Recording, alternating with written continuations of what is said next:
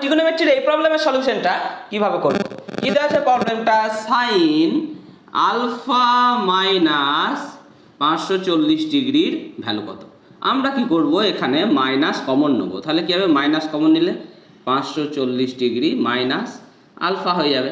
আমরা কি জানি, সাইন অফ মাইনাস থিটা হলে কি হয়, সাইনের ক্ষেত্রে মাইনাসটা বাইরে চলে আসে, মাইনাস সাইন থিটা হয়ে যায়।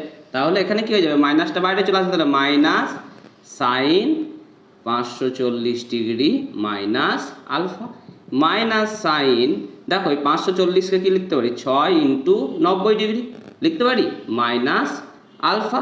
দেখো এখানে 6 কি, 6 হচ্ছে আমাদের একটা যুগ্ম সংখ্যা। যুগ্ম সংখ্যা থাকলে কি হয় বলেছিলাম, কোনো পরিবর্তন হয় না। তাহলে এখানে কি বসে যাবে, সাইন আলফাই বসে যাবে। আর 6 ইন্টু 90 ডিগ্রি মাইনাস আলফা আছে, তাহলে 6 নম্বর কোয়াড্র্যান্টেই পড়েছে।